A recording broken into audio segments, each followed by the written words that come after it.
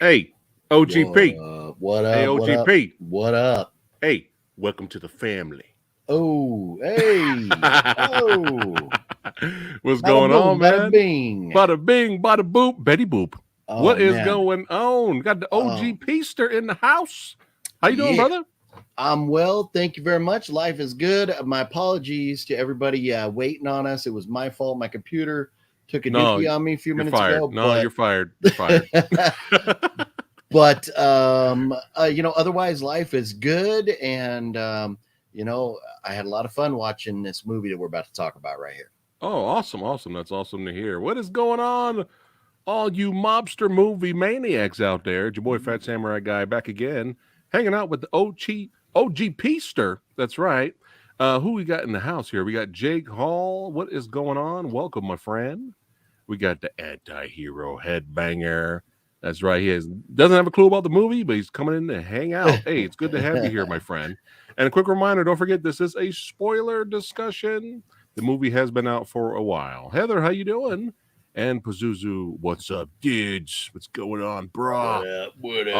All right. The outfit. So I didn't want to watch and review this without the OGP because the OGP is he's a mob movie enthusiast. Enthusiast, yes. Authority, no. I like to tell everybody I love movies. I like watching them. Yeah. I don't proclaim to be an expert. Right. So, forgive me if there's things here and there that I don't know. Okay. I love mob movies. Maybe Mhm. my favorite, little like subgenre or whatever. Right. Besides horror and all the other cool Yeah. stuff there. Oh, we got the sexy one himself. Sumo. What's going on, man? How you doing, brother? All right. So I was like, you know what? I know OGP love him some mob movies. Yes. So what made me want to watch this was I heard good things and I saw a trailer like a while back, and it looked like a type of movie I enjoy when I'm in the mood for something different. I like it's not these type of films are not for everybody. I could totally understand that because Agree. not a lot of people like one location movies. Sometimes it works for the movie, sometimes it doesn't work. A good example of ones that work would be, you have Misery, you have The Hateful Eight. The perfect for me, I always use this. This is my go-to for one location movies that knock it out of the park is 12 Angry Men. OGP, have you seen that? No, I don't believe so. It's if I came to you and I was like, "Yo, you got to see this movie." It's filled with a 12, curmudgeony, angry dudes in one room, and they argue, and that's the movie. It's probably nothing me and you like normally would be get excited about, right? You'd Yeah. be like, it's fucking great, bro. Oh, okay. It is fantastic. 12 Angry Men, the original, the classic, the original. Gotcha. That's a perfect example of one location movies, smoller scale dramas done right. That's how you do it. That's perfection. Okay. Then I'll have to add that to my list here of movies to check out. I think it's on Criterion. I'm not positive about that, but you might be able to watch it for free somewhere. Yeah, you know what? I seem to recall it being on Criterion, but I'm thinking about signing up for that Criterion channel because there's a lot of Criterion movies that I'm like, I'd like to see this, but either want to try it before I buy it. There you go. Yeah. I'm like, I don't know if I really want to drop $30 on this. Yeah, that's smart. That's smart. And it might be one of those things where, wow, that's a great movie. I enjoyed that, but you don't necessarily want to buy it. But you did watch it and you liked it. You know what I mean? Yeah. Mm-hmm. So that's a good idea, man. How much is that a month? That I think it's only it might be like $6 or something. I don't think it's really. That's I don't think it's that much. Okay. I haven't. I only learned about it from Master Chaos told me about it. Okay, nice. Shout out to Master Chaos. That's right. Yeah. But yeah, this another reason why I picked this movie. My fault. $10.99 a month. $10.99 a month. My that's fault. Still not bad for the $11. Yeah, I mean, if library. You get it, maybe you get it for like 2 months. That's the cost of one Criterion. You watch like 10 movies in those couple months. Get your money's worth. Right, copy. That's not bad. That's not bad. We got Brian Sanchez in the house. He's saying, "What's up, OGP?" What up? That's right. We got Mr. King Palma just showing up. Jake Hall on some more extra badasses. And Heather says she loves old gangster movies with James Cagney, Humphrey Bogart. That's right. And Edward G. Yeah. Robinson. We going to I'm Shane Bogart. Yeah, you see? Yeah. I think I haven't seen that many Humphrey Bogart movies, but oh, what are you, some kind of wise guy? The one that I saw was great, and it was help me out here, Heather. It was oh, it's been so long, but it was like the treasure at God damn it. That's the name of the movie. The treasure at God damn it. But it's the movie where badges? We don't need no stinking badges. That line comes from that movie. And that it was one of those movies where it was like, oh great, my dad's showing me one of these old movies. And I was young and stupid. I didn't know any better. Yeah. And I was like, right. But then after I got done watching it, I was like, wow, that was a really good movie. But anyway, we're getting sidetracked, but we're having fun talking movies, which is what the channel is all about. So another reason, again, like I was saying earlier, another reason why I wanted to pick this movie, not just because I heard it was good, but I needed a break from being disappointed constantly. and OGP, it's funny. It's just like destiny that we're talking about this movie, because I was feeling the same way, and OGP was feeling the exact same way, but for different kind of similar reasons, but different type of genres. So when I was talking to OGP about it, he was like, dude, I need something different, man, because I've been watching some crappy, shitty movies. Yes. Like, God damn it, like bottom of the barrel. Like I need something different. I need a break. It's funny you mentioned bottom of the barrel, because that's what the group name is. That I'm going to be on the video tomorrow night with Master Chaos and Tony of the Dead, my Killer Podcast, Bullet Blake, Slipcover, Brother Chaos. Nice. We have this group called Bottom of the Barrel, where one person gets to pick, and every 2 weeks we watch these two movies, whoever picks them. Yeah. And then they get to host the video on their channel. And the goal is to pick the crappiest movies ever. So I told them, just wait, because I know some shitty movies. Oh yeah, Okay, so I got to start watching more of those. I got to start watching more of those. But yeah, for you, it was you've been watching a lot of bottom of the barrel movies, so you wanted a little break for something different. For me, I've been watching a lot of big budget AAA movies that have been disappointing me. Yeah. Whether they're AAA movies or AAA shows, that I'm just like, I'm tired of this. So we're on the same page, just different. But yeah, let's go ahead and talk about the outfit. So hold on a second. Let me bring it up here. I got a little bit of info, IMDb here. So the plot synopsis it starts off very simplistic, but then it gets a little bit more interesting as the movie goes. But the movie's about you have an expert cutter, not a tailor. Don't call him a tailor now. Do not call him an expert cutter must outwit a dangerous group of mobsters in order to survive a fateful night. So this is directed by Graham Moore, who this is like his first big movie. Oh wow! He is known for writing The Imitation Game, which starred Benedict Cumberbatch. This movie also stars Mark Rylance as Leonard, and he won Best Supporting Actor in Steven Spielberg's Bridge of Spies. He was also in Dunkirk. Zoe Dutch is in. She plays Mabel. She was in Zombieland 2: Electric Boogaloo. Double Tap. Now, I'm a huge Zombieland fan, OGP. Something didn't look right with that sequel in the trailer. Like, I got a bad feeling about the sequel. Yeah. Is it worth buying or watching? Can't tell you.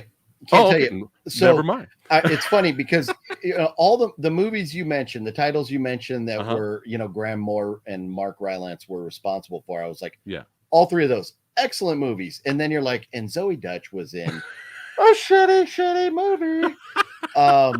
No, the trailer looked so bad. Yeah, something. Zombieland I got a bad vibe.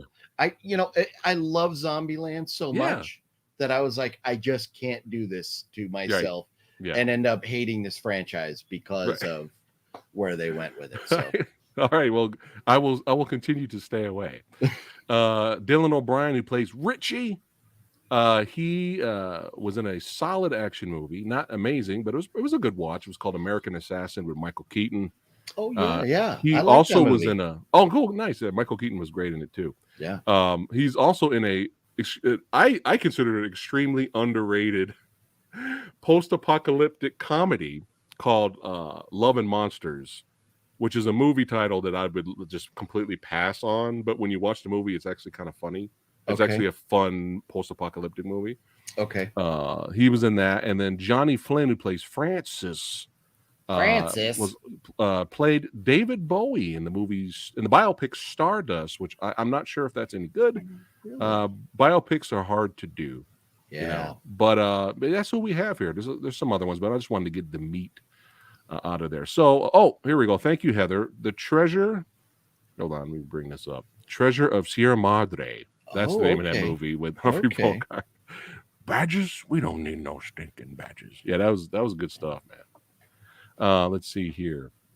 Who else we got here in house? Brian, what's going on, man? What is he's a fan of horror movies and gangster movies. All right, all right. Sour fruit. What's going on? How you doing there? All Love me right, some so sour fruit.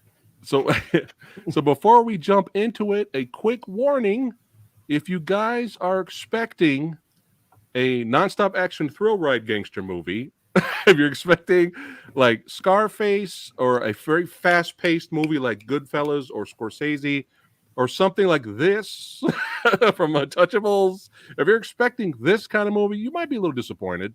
Yeah. But I knew not to expect that kind of movie going into it. And the Yeah. trailer looked like a small scale drama in one Yeah. location. That's so I wasn't like, Yeah. oh, what are they? I kind of expected something like Clue, Oh, something okay. like that, where it's, kind of like a whodunit, Mm-hmm. in one kind of place. Yeah, like a Ready or Not without the violence, kind of thing, Right. trying to figure out what's going on. Mm-hmm. So, but We got yeah, a, it it was, was kind of like that. It was kind of like instead of the who done it, it was like where's the tape, which yeah, we're gonna do. yeah, But yeah, we're introduced to Leonard here. He is a craftsman. He is not a tailor. He is anybody with a needle and thread and has 15 minutes could be a tailor. yeah, It takes a lot of skill to be a cutter. Yeah, he's something else. This guy. I feel with this actor he did a great job in the movie. I feel like if you would have got a bad actor to play that lead, I yeah, think the movie would have fell apart. 100%, Yeah. 100%. You needed somebody. Yeah, and the thing is, you didn't need De Niro. You didn't need, Hmm. even somebody like Anthony Hopkins. You didn't need that ultra superstar. You needed somebody who could play the part, Yeah. somebody who was convincing, and had somewhat of a resume on IMDb. But Yeah. he was amazing. He was fantastic.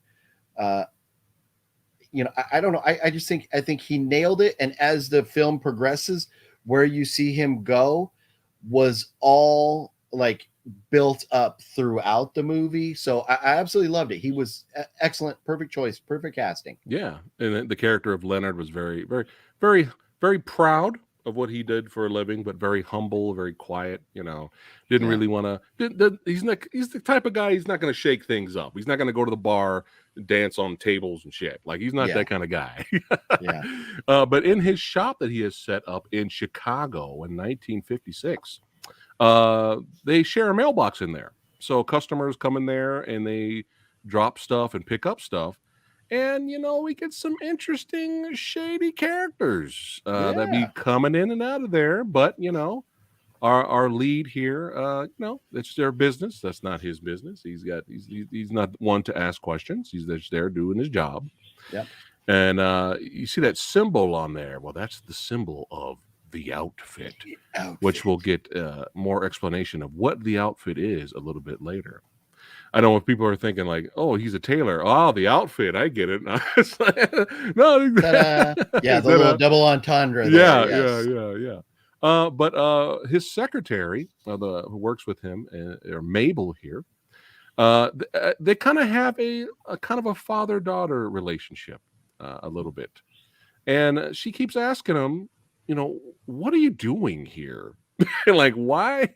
You're a man of class, you're a man of family values. Like, what are you doing all the way from London? And she always has these dreams. She collects these what do you call these? The little snow globes. snow globes, yeah. And she collects these from different countries. She has dreams and uh, aspirations of going to Paris and getting out of Chicago and exploring the world and stuff like that. And she's like, "What the hell?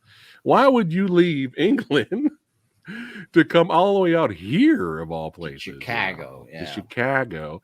And he's just like, "Well, it's I like it out here." But the story of why he's there slowly starts to change throughout the movie. But at first, he's like, "Hey, I'm perfectly fine out here. I like it here." So, and I love how they gave us a little kind of flashback teasers of his life, and throughout the film you get a little teeny tiny bits, and then at the end you're able to put all that information together and understand what's going on. Right, yeah, for sure.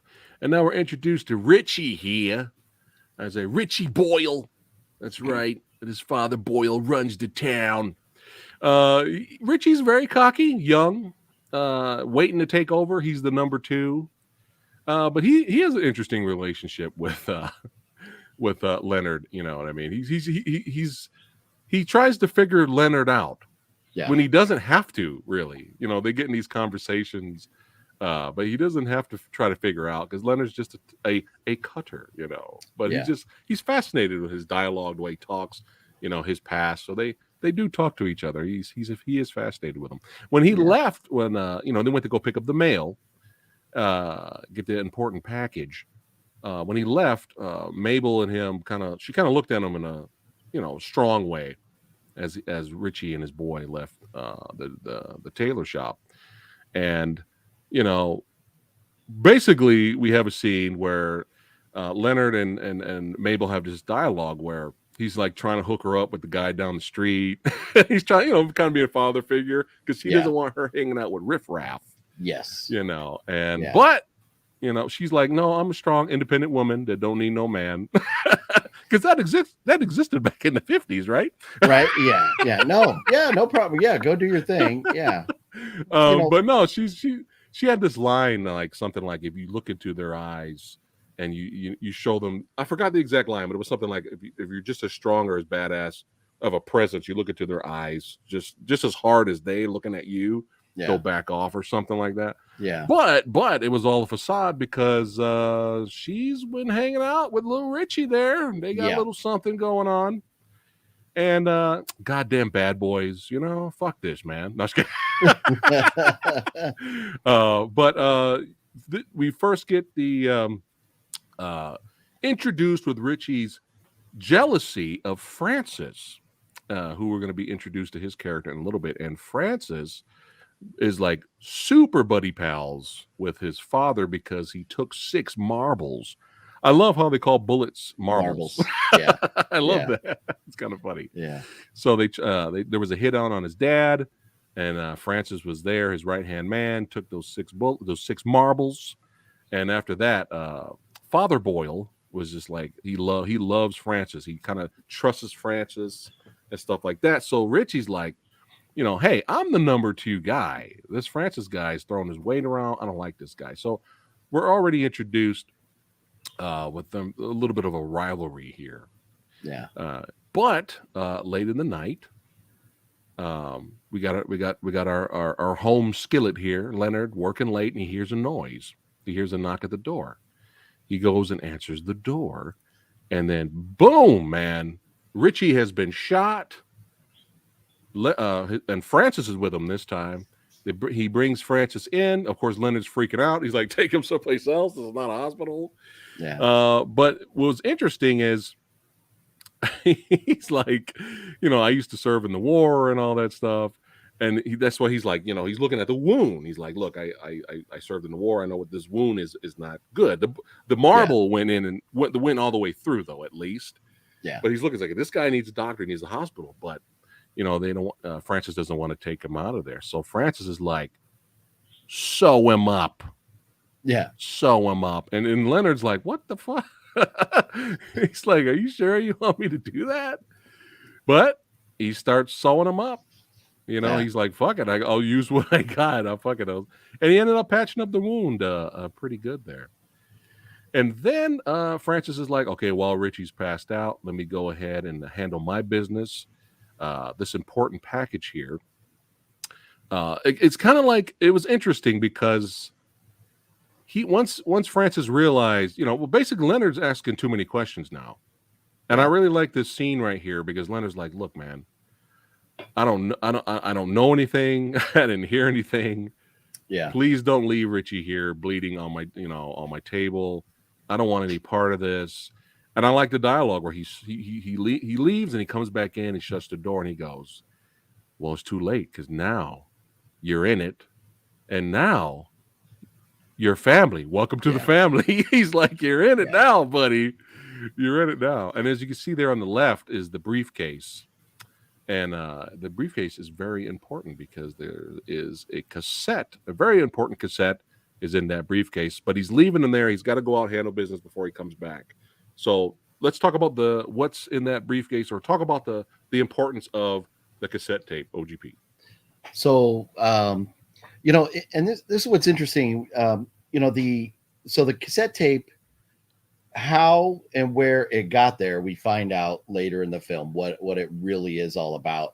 Mm-hmm. But that cassette tape is supposedly a bug that was planted somewhere somehow, and it has critical information that can supposedly take down the Richie and Francis's family. Did we ever get a name for the Boyles? It was the Boyles. Okay, yeah, take down the Boyles. Right. And it was planted in one of their hot spots. Yes. They get all the information. Yeah. And so the interesting thing about that is, Leonard kind of pits Richie and Francis against each other with this tape to make them question who is this rat that may have, been, ratting them out to the FBI. And so then they start to really lose trust in each other, which is cool because earlier in the film, like you were saying with Richie, kind of his dialogue with Leonard, it's like the mob, they're always testing people. Yeah. It's like if you loose lips sink ships. And so if Leonard, who, that Richie wants to trust, if Leonard just is forthcoming with this information, the mob is going to have an issue with that just as much as they would if he lied to them. Right. So right. Leonard turns the tables and pits these guys against each other. Yeah. And it was brilliant the way he set that stage. And then it's like, oh no, they're questioning each other. And I don't know. Well, I mean, I guess we did get an answer what was really going on with the tape, but well, later it was on in the movie, Leonard said, Francis told Leonard before he left that we have friends in high places. That's why we got the tape. Yeah.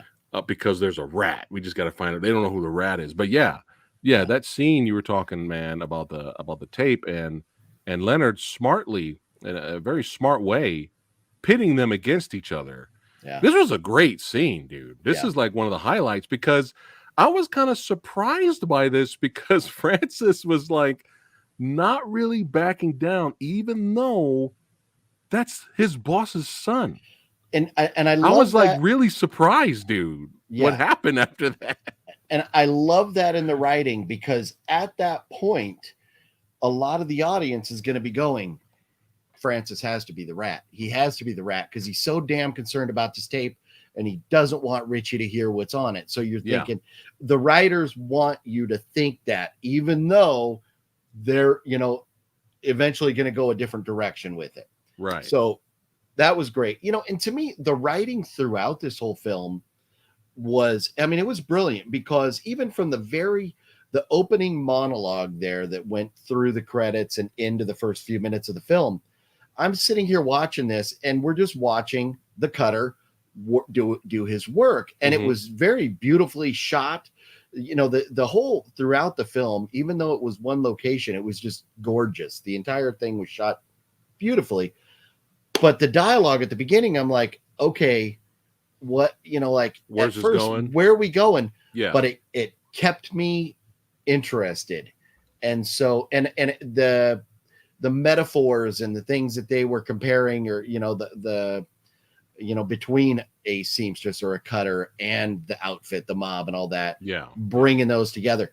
Just the writing through the whole thing was really good. I really need to, give them credit for that, and especially just, the way, like throughout the film and where we are, like in the discussion, in the film right now with the tape and them, against each other, Richie and Francis. It was brilliant. And I was really enjoying the writing. Yeah, I like throughout the whole film, but especially this point here. Yeah, and I was kind of like, wow, Francis is not backing down from his boss's son. He's like, so yeah, you're correct. Like, okay, Francis he's got to be the rat. Got to be. And then, especially after he takes him out, he kills his own boss's son. Yeah, the mob boss that runs the town. He just straight shot him. I was like, holy shit. Yeah. Yeah, so things get really interesting. And then of course, we got to hide the body now. Yeah. Poor Leonard here, he's just caught up in it. He's like, well, what am I going to do? Yeah. And of course, during this whole time, Richie's dad, Mr. Boyle's on his way to the shop. And to get to see how his son is doing and to claim the tape. And, Francis is hurrying up, cleaning up all the blood, doing what he can do. And then finally, Mr. Boyle, aka Mr. Big, shows up. See that big guy in the back? That'll be the Phat Samurai Guy role. Just no dialogue, just stand there, look big, Just be big. Just be big and look mean. That would be the role. But yeah, he shows up. He goes, where's my boy? Where's the tape?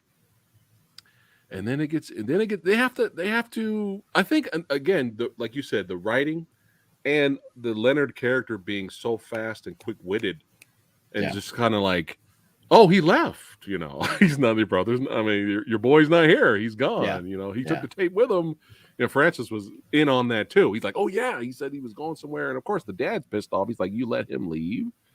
He's like, well, how your son is. He's always got something to prove. And he was embarrassed that, he got shot and I shot everyone else and he didn't shoot that one person. So he's trying to be a man and be stupid. So, So, the dad's like, okay, spread the word out there, to look for Richie and stuff like that. So Francis leaves, the big guy and the boss stays, and then we have some dialogue here. And this was a great scene too. Oh, I forgot another great scene before Francis came back and him and Richie had that altercation. I really like the scene where Leonard's sitting down with an awakened Richie. He's giving him tea and stuff like that. And I love that scene where he goes, "I'm the rat." Oh, and yeah. It was like an intense scene. And then Richie's looking at him like, "What?" And then they both start laughing. He's like, "You almost had me. Yeah. You almost had me, you little bastard." Yeah. I forgot about that scene. That was really good. And that was good. And that's the type of thing too, where Leonard is almost, he's like, I'm going to make you in your mind determine that I'm not the rat. So, you're not putting marbles in me, by reverse psychology here. So it was, again, brilliant move on Leonard's part, but, credit the writers for coming up with, such, I mean, just these scenes, they were all just captivating. And you're like, what's going to happen next? Where are we going? Yeah. But just each scene, it was brilliant. And no, you're right. That was a great scene.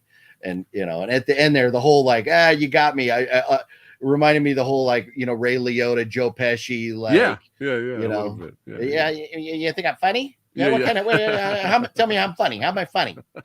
Funny what? Funny looking? I can't do that Ray Liotta laugh, man. That's like an iconic laugh. I can't do it. Yeah. Oh my God. But this scene was intense too, because we have this really good dialogue back and forth about the men that are both talking about their tools of the trade. Yeah. So you have Leonard talking about his tools of the trade, and of course, I like how Father Boyle here gives him his tools of the trade. He says, "Hey, take a look at my pistol here. You know, this is my tool of the trade." And they have a history because when he moved there from England, his first customer was Daddy Boyle here, Yeah. and Mr. Boyle he has a lot of respect for Leonard because he's high class, he's very educated, so he likes the fancier things. So he's always looked up to Leonard in a way. Respect, you know. Yeah. But it got intense here because I love how he's like, well, this is my tool of the trade. He gives him the pistol. And then right after that, he goes, so I need you to explain to me is why is Richie's coat hanging on the wall in the back? Yeah. Because supposedly Richie left, even Yeah. though Richie's stuffed in the case in the other room. Yeah. He's like, so it's December out here.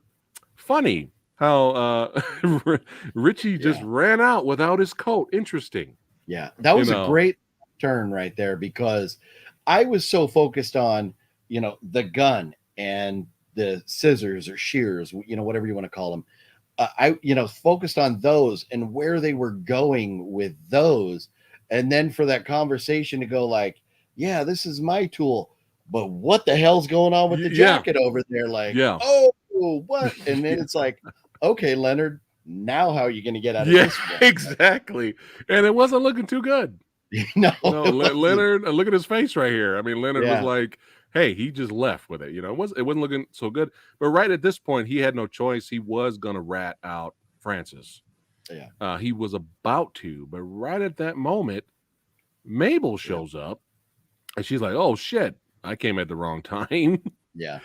And then boom, look who came back to the place. Bam. Francis got a pistol on her, and things get interesting because now she's involved, and now they feel, hey, when Richie left, he probably went to her house, which is up the street, right? Yeah. And she keeps saying, no, he's not there. Richie never came to my house. I just needed something at work. Yeah. And so some more interesting, tense dialogue goes on back and forth. But she's involved now. It's not looking good. And meanwhile, while all this is going on, that casket's leaking. Yeah. Yeah. I mean, that chest is leaking. It is not looking good. And basically, good old Leonard, man, because he's desperate at this point. He does not want. I mean, it's bad enough his life's on the line. Now Mabel's life's on the line. So he comes up with the story that no, there was a phone call. He goes and answers the phone. Yeah. And he's not in the same room. And he goes, oh. He answers the phone and acts like he's talking to Richie on the phone. He's like, oh, you're at this location. Okay, I'll let your dad know. Yeah. He goes back in the room. He lets his father know Richie's at this location. Of course, Daddy Boyle's kind of pissed. He doesn't want to go, but he leaves. Yeah. But Francis stays back with them. So they all know because he gave him a ghost location. So they all know once the dad gets there, and doesn't see Richie, the dad's going to know something's wrong, come back, kill him. So they have to come up with some kind of plan. So out of nowhere, Leonard, basically with Francis in the room, he starts talking to Mabel and he goes, you're the rat, aren't you? He basically puts her on blast. So this whole time, Mabel has been the rat. That's why Mabel was hanging out with, hold on a second, with Richie earlier in the movie. Yeah. Getting information. That's right. Yeah. Also, the snow globes was a way of transferring. They were mailing her information. That you think it was a collection, but there's information in those things from the FBI. Oh, yeah, that's right. Yeah. And so she got put on blast, and then even Francis was like, "What the fuck?" Francis was like, "You're the rat." Yeah. Like, what is going on?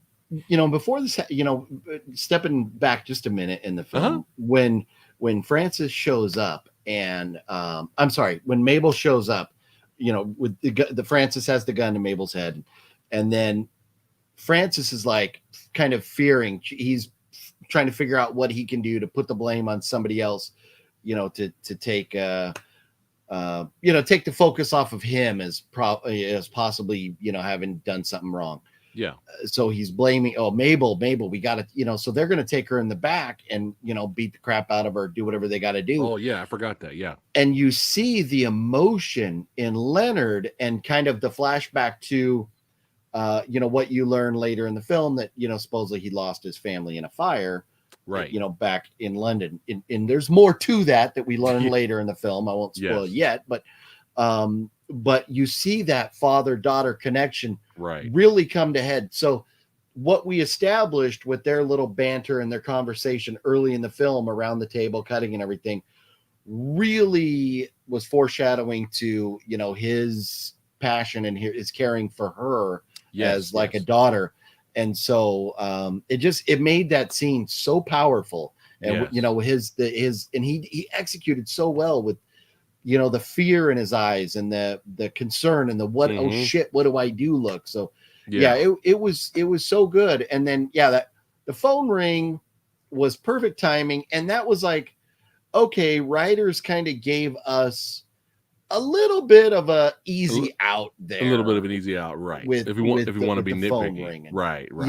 Unless it would have been sweet if Leonard had like some secret buzzer he could hit to make his own phone bell, phone ring or something like that. But but it was just coincidental timing. But they did explain why the phone rang when it did, because he ended up saying, eventually you find out that it was not obviously Richie saying, because we knew Richie was dead, but we found out that it was somebody else in the gang trying to see if Richie had shown up.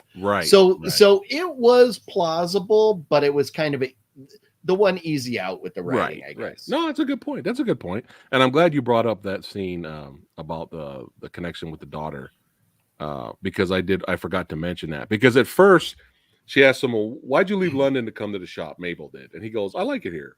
And then after that, he got the question kind of goes around some more. And then he starts saying, oh, it was those goddamn blue jeans. One photo of your James Dean, and now everyone's blue jeans crazy. So I'm like, fuck this, I'm out. Right. And then later, when it gets intense, you find out that the shop, there was a fire. He doesn't know how it happened. He was asleep. And he lost his shop and his wife and kid. And that's when you notice how the story just kind of escalates, but it'll escalate even more. When we get to the finale. But before that, right here. So it's funny you mentioned this, Kevin. I have been planning on OGP coming over here and watching this movie. That's right. You got to see this movie, bro. Nice. It's one of the best gangster movies ever made, bro. Rise of the Foot Soldier. Yeah. I bought it, and I've been planning it at some point in the future. You come over here, we have movie night. Yeah, dude. I got to show you this, bro. I'm waiting and looking forward to getting back to our movie nights. And, and it's like, I know Sumo works and I know everybody else works, and, but it is a blast. Just the two of us, popping in some of these, either off the wall movies we've never seen, but you like gangster flicks, bro. You're going to like Rise of the Foot Soldier, man. Nice. It's good shit. Nice. Let's see. Superhero movies. He's talking. Superhero movies are the best movies. Is like completely destroying Love and Thunder. Check my review, my friend. If you have not seen it, I think you will be happy. Wet Movie says you can suck it. Yeah, Wet Movie already did suck it, so that's okay. He says he just got done filming with Master Chaos, so that's cool. That's awesome. Some pickups today for that movie that somebody else we know stars in here. Oh my goodness, you got a sexy sumo laughing here. He's like, damn blue jeans. Oh my goodness. All right, let's keep on going, man. We're having fun here. So our boy here, Leonard, at this point. So basically, earlier the rival gang is the LaFontaines. LaFontaine was the ones that hit and went after them and shot Richie earlier in the movie. You didn't see that, but it was that's their rival gang. Yeah. So Leonard comes up with a great idea. He goes, "Look, you're the rat, okay? We need a way to figure this out because Father Boyle is going to realize Richie's not there at that location. He's going to come back. We're fucked." So he's like, "Look, go ahead, and I need you to communicate with the LaFontaines and let's cut a deal. All right, because he has the tape. He actually has the tape. Leonard has the tape, Yeah. and he goes, "Let's cut a deal. Let's give them the tape, and for some money, and also, I need you to give LaFontaine's the location that I created for where where Richie Boyle supposedly will be at." So basically, you kill two birds with one stone. We give the tape to the LaFontaines, we get paid, right? Yeah. And so Francis and all of them will live. The LaFontaines will go to that location. They're going to kill the what's left of the Boyles, and everything's good. And I like the dialogue he had with Francis, because Francis is like, this is Mr. Boyle. I can't betray him. I took 6 marbles for the Yeah. guy. Yeah. But he's like, well, this is your options. You become number one and run Boyle's organization in his honor, and get into the outfit. And I think I skipped a scene. Get into the outfit, because that was Boyle's dream, was to get into the outfit. Yeah. And we finally find out in this dialogue sequence when they were talking about their tools. Yeah. Mr. Boyle mentions that's his dream, to get into the outfit, and the outfit was created by Al Capone, and they're like the underworld of United Nations, basically. So they're everywhere. So that's his dream. If you get into the outfit organization, you are in. You are good to go. You're formally invited to the meetings at the Hall of Doom. That's the Legion of Doom. Or yeah, that's right. The Legion, the Hall of Justice, Legion of Doom. Yeah, my fault. My fault. No, it's all good. It's all good. But the LaFontaines, they don't want to budge, so that's why that's why they have that rivalry. So that's the deal they make. So before we get to the climax, am I missing anything else before we get to LaFontaine showing up? I think I covered. Yeah, because Francis, finally has the realization that he's like, this has to happen. I have to do this. And and we see it in Francis. We know he wants to run that family, but we see, the fear in him, and he's a smart guy. Obviously, to work his way up as high as he did, he's a smart guy. And so he's, really questioning, because a lot of heat can come back his way if anybody ever finds out that he's responsible for taking down the Boyles. It really, he battles with that decision there. And then finally, once he says, all right, let's do this, it's like, okay, now this is happening. The LaFontaines are on the way. And all I'm thinking in my mind is, okay, Leonard needs to kill Francis, because if he doesn't, when this is all said and done, Francis can't go on leading his family having loose ends. Right. So I'm just going like, something has to give.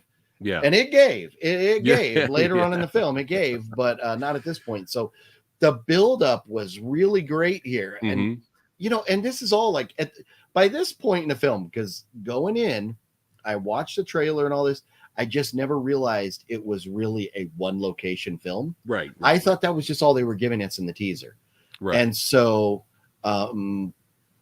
you wanted to see more outside the. I did, but we didn't need it. At the end of the movie, I was like, okay, I'm good. I'm okay. They executed so well, we didn't need to.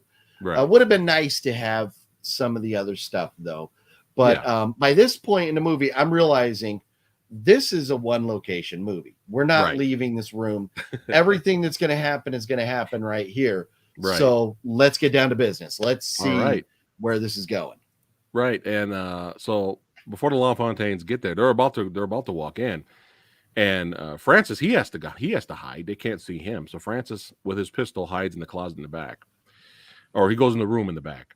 And while he's in that room, Mabel's like, he's gonna kill us. Like you were saying, OGP. Like Francis is gonna kill us, right? Yeah. So LaFontaines come in, and they were interesting, and it was kind of funny because they're like, I've been running rackets for 20 years, and everything was fine. I made something of myself, And as soon as we start making big money, here you guys come.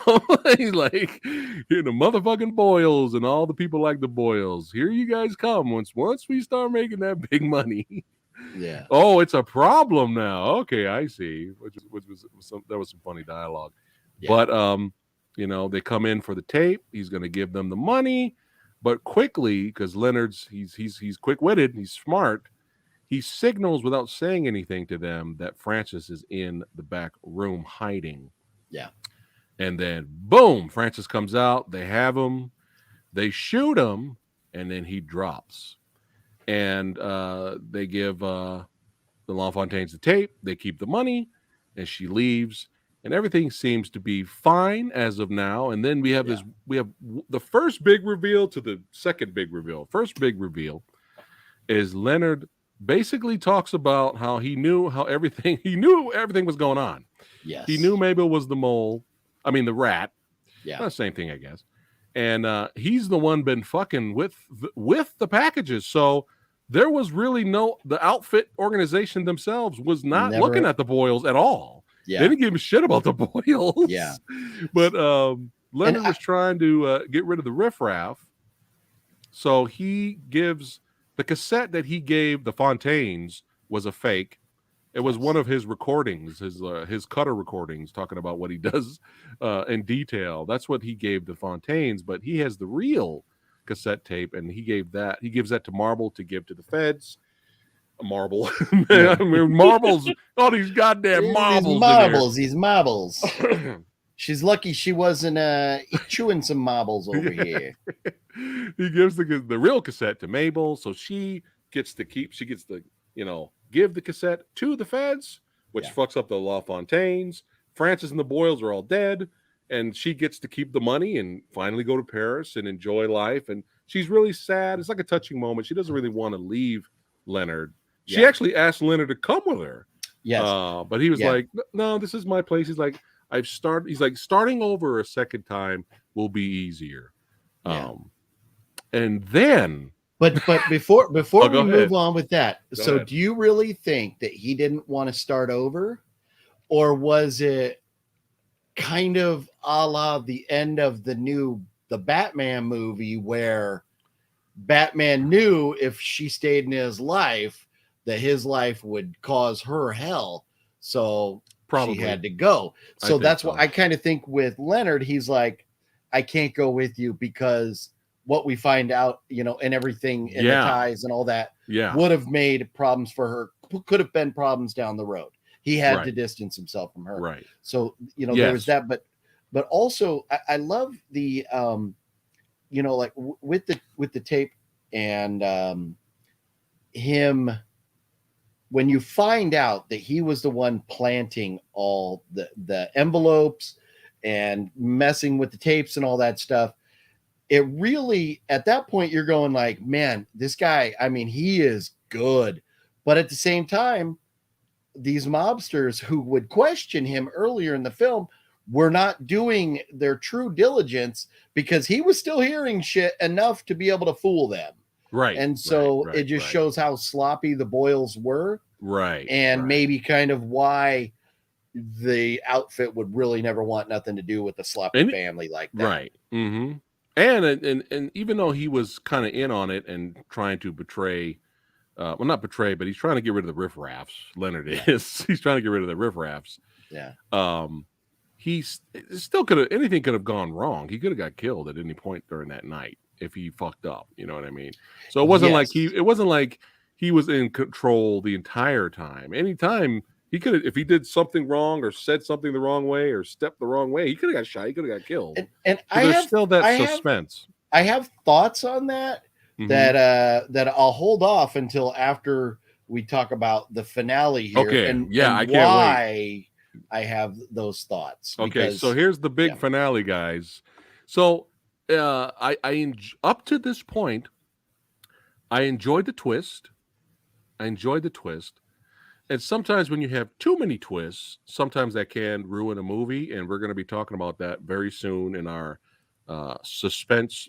Who did suspense better? Black Butterfly or Cold in July. We're gonna talk. Me and Lady Mm. Fab are gonna talk about that because we just lost our fucking mind with one of the movies. Yeah. When you have too many twists, you can ruin shit. Anyway, so the first twist, he was trying to get rid of the riffraff. There was no the outfit and all that stuff, and he was trying to help Mabel out. I was fine with all that. It Yep. seemed to wrap up a little bit too sweet. Yeah. But I was still fine with it because I was enjoying myself. But here you go, guys. I knew this was going to happen. I knew it was going to happen. So again, I was fine. I enjoyed the movie all the way up to this point, but something didn't sit right with me. Yeah. I like the twist, but something still didn't sit right with me because I was kind of like, how did he know about the outfit? How did he know about this underworld? Yeah. Like this, I can suspend my disbelief for so much, right? Yeah. The next scene answers that question. And I was like, okay. So, you got a dead Francis in your in your shop. You might as well just burn it down and start anew. So he starts to slowly set the place ablaze. Yeah. This is some time has gone by, and Francis is not dead. Francis is still alive. Yeah. He slowly gets up to his feet. He still has the pistol, and our boy, it's not looking good here. And this is really great acting from Leonard. You can see the fear in his eyes. Yeah. He gets shot in the arm. He's trying to get away from Francis, and then the big reveal happens, and basically, it wasn't this magical fire that happened at his shop. And, because remember, he said he was asleep. He woke up, the place was ablaze, and his wife and kid died. Oh, no. Our innocent, lovable, meek, mild-mannered Leonard. Yeah. Oh, motherfucker was a badass. He was in he was in that underworld. Yeah. He tried to leave the underworld. Yeah. And they came after him and fucked up his shot and killed his family. Yes. That is the real reason why. It's not the blue jeans. It's not the fire that came out of nowhere. That's the real reason why Leonard and that's came why to America to start over. And that's why he couldn't stay with Mabel, in my opinion. That he couldn't stay with Mabel because he knew he was always on the run. And so he couldn't have Mabel with him to put her in jeopardy. Yeah. Shit. What else was I gonna say about there was something else with Mabel. Anyways, I'll get back to it. Go ahead. Right. Okay, so here we go. So this dude, our shy, mild, meek-mannered, wouldn't hurt a fly guy. Yeah. Leonard takes off. He takes off his sleeves. He opens up his sleeves and stuff. You see Leonard tatted up. Yeah. So this is not just in the gangster genre. This is a gangster moment. Okay? Yeah. He's got tats all over the place, rolling up his sleeves, and he's like, Francis, you fucked with the wrong guy. Yeah. You have fucked with the wrong dude. Yeah. And there's no more mild and meek Leonard. Oh no. Those shears, he didn't want nobody touching his shears. Even Boyle, we had a scene earlier. Boyle tried to touch his shears and he snatched it. Yeah. That's because his wife gave him those shears, so they were dear to him. But he grabbed those motherfucking shears and it stabbed and fucking shanked Francis in the neck. Fucked him up, blood everywhere. I was like, holy shit. Yeah. No. That moment right there, I'm like, fuck yes. No, like, for being a one-room drama, we finally got the real violence we needed. And it was epic, man. The blood coming out of I mean, we got a little bit with Richie being shot and bleeding out and everything, but this was hardcore. It was badass. I absolutely loved it. I was stunned, and that answered my question. It was like, why is this lowly cutter? How does he know about the underworld and the way to kind of fool the Boyles and all that? Like, how would he even know how to do any of that? But boom, he's from that world. Yeah. So there you go. Yeah. And that's where, like, earlier in the film, you could write it off that, how did you know, once you first learned about the twist of him fooling the Boyles, you could go, okay, well, he just overheard enough and everything. But yeah, when he pulls his sleeves up, you're like, oh, dude. And that scene when he put the shears through Francis's like neck up, you know, whatever. I was disappointed with the fact that Francis was still alive. I was like, it was kind of hokey with him coming back. And like you said, it was like everything was wrapping up too perfectly. Right. We needed Francis to come back and create some drama. And what I kind of felt about it being hokey with Francis still being alive was totally wiped away by that end altercation between Francis and Leonard, where Leonard just, I mean, I'm right there with you. Stuck it to him. Yeah, I'm right there with you. So, hold on a second. So Leonard was actually Yakuza. Antihero says North London Mafia. There you go. But yeah, dude, like I was like, holy shit. And just like a straight up G puts his coat on, because the place is still going up in flames. Yeah. Puts his coat on, puts on a little hat, yeah, grab his bag, slowly, like a G, walks out the shop as it sets ablaze. Credits. Yeah. Yes. Yeah. Oh, so, who did? Yes. Yeah. Very well done. Yeah, you see. Yeah, time for a hot dog. Yeah, let's go to Chicago and get a hot dog over here. Yeah, I needed a break from the bullshit, bro. I needed a break from AAA big budget disappointments. Yeah. And you needed a break from the bottom of the barrel stuff. Well, you know, so this was a nice little break. I enjoyed the film. Yeah, and here's the thing, you know, and there's a movie that what movie one and I saw that I can't talk about that is it is big budget stuff, and you know, I'll you know, I'm not supposed to say anything. You and I can talk about later, you know, whatever. Stream. Okay. But I did see something that was big budget that was like ho hum, you know, and then also just coming out of Thor, which I was like, it didn't piss me off as much as it did hardcore MCU fans. Okay. But I didn't love it like casual fans did. And there was, you know, like you're in the middle. There was a lot of like, hey, you know, if you were, if a mom took her 13-year-old kids or 10-year-olds, they probably had fun with Thor. Right. I was like, I walked out and I was like, the story did nothing for me. Had some funny moments. You know, it was, you know, mixed bag there. But I was like, I don't know, because I'm kind of feeling some like, not just MCU, but, you know, comic book movie fatigue. There's just been so many of them, you know, between DC and MCU. It seems like they're cranking out like, you know, 7 or 8 blockbusters every year. Yeah. And don't get me wrong, I loved the Multiverse of Madness. I loved the when they're Spider-Man good, last year. When they're good, they're good. It's just we're getting more disappointing to bad than good. You know, but not only was, you know, and I know like a lot of, you know, they went too far with the comedic elements in this latest Thor, and I know that was an issue for you and Fat Blood.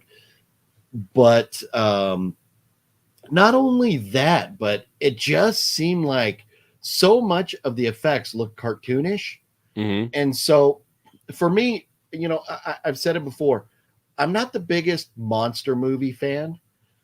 I can appreciate a good, you know, hey, Rawhead Rex, whatever, let's do this, you know, but, you know, some things like that from time to time are fine. Pumpkinhead, love me some Pumpkinhead. Yeah. But so I don't need that. Like them. Yes. But I mean, I don't like Jaws. Right. You know, I like, you know, the Jurassic Worlds and parks and stuff. Never cared for those. Okay. But I just, there's so much evil in human beings that I think there's still so much more to explore in that. And I love it.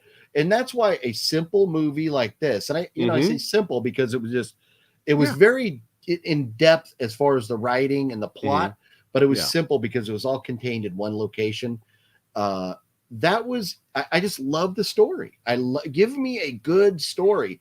And that's where, you know, like so many of these comic book movies, this cookie cutter formula where, you have a bad guy, or you have a good guy perceived as a bad guy, has some trouble, then he has to save the planet, then everybody loves him. Like, Right. okay, we do the same damn thing every single time. And Right. so to break away from that, to give me a good story, and that's where, like this, is this in my top 5, going back to the outfit, is this in my top 5 mobster movies of all time? No. Right. But it is good. And I kind of compare it similarly to The Irishman, where there wasn't as much action in The Irishman, and it was long, but you give me a good story, you're in, and you keep me entertained, I'm in. Right. Yeah. And I'm trying to see, what was it somebody told me, and I totally agreed with them, but I'm gonna paraphrase it, but it was something along the lines of, we love our fast food. I mean, come on, look. Hey. We love our fast food of cinema, right? Yeah. But sometimes you get tired of the same old fast Yeah. food. You want something a little different, maybe a nice, well-cooked steak. Oh yeah. That you have once in a while, right? You could take a break, right? You can have, there's that balance, right? You can have the salad one day, and you can have the pizza the other day. Yeah. And the outfit for us was the salad for sure. But yeah, man, I'm glad we didn't waste our time and money with this. No. I really enjoyed it. Yeah, and it's probably, I enjoyed it enough that I'll probably pick up a copy of it. I'll probably grab it. Yeah, it's you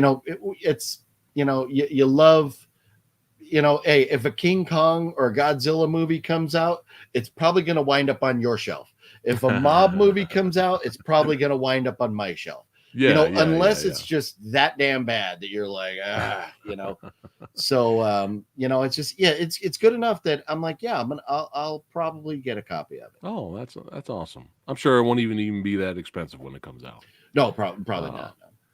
But yeah, man, really enjoyed it. Let's go ahead and rate this sumbitch, OGP. Are we using? Do you ever? What's your rating on your? Do you do the letters?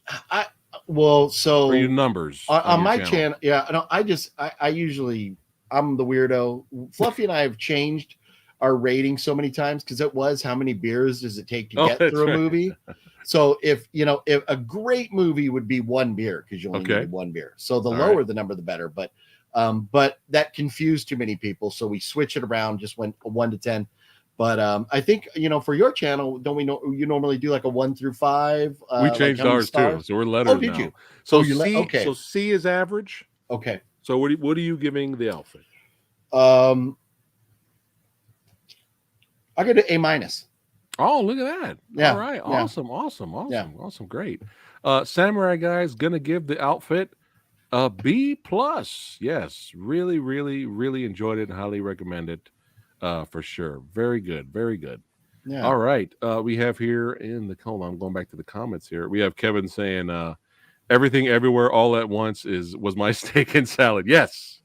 Yeah. Yes. This movie's fucking great, dude.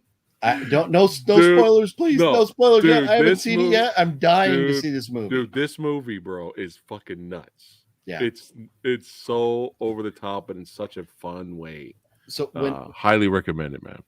And I'm I'm probably gonna watch it tonight just to get it out of the way. But don't watch it tired. It's lengthy. So okay. But I like, when I first saw that trailer, I was like, this is badass. You have just combined son of a bitch. Goddamn, I'm drawing a blank. Mayhem. You have just combined Mayhem with the multiverse of madness here. And you go. And that's what I took away from the trailer. What I took away from the trailer. Yeah. And then to see it's so nuts, dude. I'm not gonna ruin it, but there's scenes in here, bro. Me and Lady Fat Blood were dying laughing, bro. Nice. We were like, nice. and short round, son. Short round from Temple of the Doom is in it. Yes, that's right. And I think he's coming. He's gonna come out of retirement. Coming out soon now, right? I hope so. He was great in this. Yeah. And Michelle Yeoh's always great. But yeah, I can't wait to hear what you have to say about that. Before we wrap it up, OGP, what do you have to say to your fans and followers? Anything coming up? Yeah. So as a matter of fact, so so tomorrow morning, 10 a.m., I have a video. I went to Dollar Tree again yesterday. People on my channel love the Dollar Tree videos. I really scored at Dollar Tree. I walked out of there with seven Blu-rays yesterday. Some good stuff there, some great titles. And mixed with that, just because the video wasn't long enough, my Kino Lorber sale unboxing in that same video tomorrow morning at 10 a.m. Total, it's less than 15 minutes, but there's a lot of goodness packed in there. Tomorrow night, I'm going to be on My Killer Podcast channel, where that's going to be the bottom of the barrel reviews of, I'll say The Dark Tower. I'll say Dark Tower. Yeah. But I'm not even going to mention, because I don't want to give this shitty movie any extra pub. But we're going to be talking about 2 movies there. It's going to be a lot of fun. But then Friday, I have my Arrow Video Criterion unboxing of my mail order, because they didn't have everything in the store. And, I've got so much going on. And, man, there's a lot going on. So just, if you haven't already, please check out the channel when you got time. All you got to do, you go on to, I'm sure Samurai got links, but if you just go up in the search on YouTube and you just said OGP, you'll find me. And I have 2 channels. I started like a backup channel, kind of like you got with the dojo, just because I'm doing a lot of movie reviews and they're not getting the views. And so I'm trying to pull the things off the channel that aren't, as interesting to fans or viewers as some of the other stuff I'm doing. So I'm putting all those movie reviews on one channel. And so that's there. So I've got the 2. So you never know when that's coming, but Monday, always at 5, I do my 5 o'clock on the West Coast. I do my live stream Monday night. It's the only night I go live. But then Wednesday, Friday, and then either Saturday or Sunday, I'm having videos. So tons and tons of content, lots of fun. Got some more conventions coming up, man. Just a lot going on. So, if you come over and check it out, you'll have some fun. There you go. And I did put it in the description box below, so you guys can subscribe to the OGP. A lot of awesome stuff there. That's right. Thank That's you, how sir. I do. I take care of my own, son. I take care of my own. I appreciate you, man. Yeah, and I can't wait. Sorry, I didn't mean to cut you off there, but I can't wait until things get to the point, with the madness going on in the samurai household there, to where we can get back to doing those movie nights and hanging out and kicking and stuff. Yeah, it was always a blast, and looking forward to doing that again. Oh yeah, for sure. And if you're new here, thanks again for watching, hanging out. Don't forget to subscribe to the Old Samurai Guy. Lots of content coming soon. And don't forget, that's a big if, you guys are at San Diego Comic-Con. That's right, Thursday, July 21st. That's right. Your boy is on the Kung Fu Extravaganza panel with Rick Myers, a whole bunch of other special guests. So if you're there, that's right, Thursday, July 21st, 8 p.m. Pacific time. That's badass, OGP, man. You're funny. That is badass. No, that's really 6A. Cool. Yes, so make sure you guys say hi. Come up, talk to me. Let's have some fun if you're there. All right, guys, thanks again. We'll see you on the next one. A lot more content coming soon. Check out my trailer reaction to Day Shift. Oh, yeah. Check that out. And we'll see you on the next one, guys. Keep watching movies, especially motherfucking mob movies, baby. That's right. Why? Oh. Hey, you're part of the family. You guys, what are you doing over here? You're part of the family now. You're part of the family. What are you going to do about it? I got to do my De Niro, son. I got to do my De Niro. Oh. I had to go to my Ray Liotta.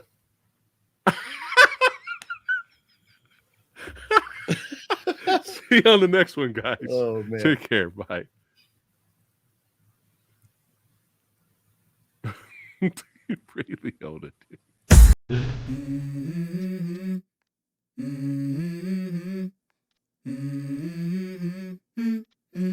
Let's go.